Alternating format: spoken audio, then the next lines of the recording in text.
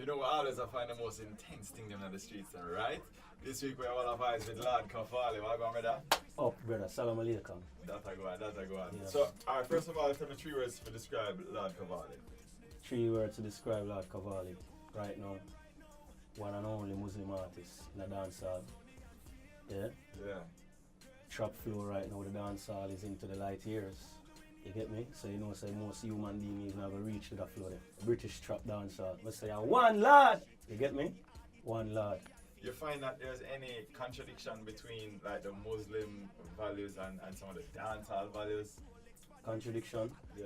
No, there's no contradiction. Obviously, you know, say Muslims still listen music, even though, you know, nobody not perfect. There's no perfect Muslims out there. Yeah. You get me?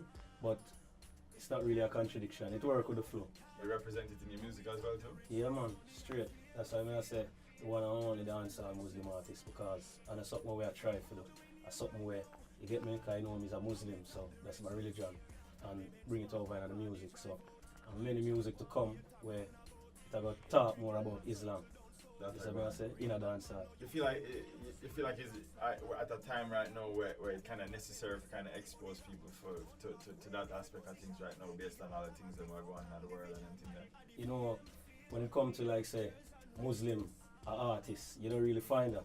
Yeah. So I say, so most people that think say Muslim, oh crazy people in my area, but Muslim, you get me, Islam is one of the most peaceful religion too in the world. And it there in a dancehall right now. You're originally from Jamaica, but you spent some time at England? Yeah.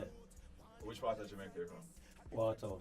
How you manage to maintain the dancehall scene from over the England side? When we're there in England, I write. You get me? Or build my tune and come in really write with paper and pen like that with music.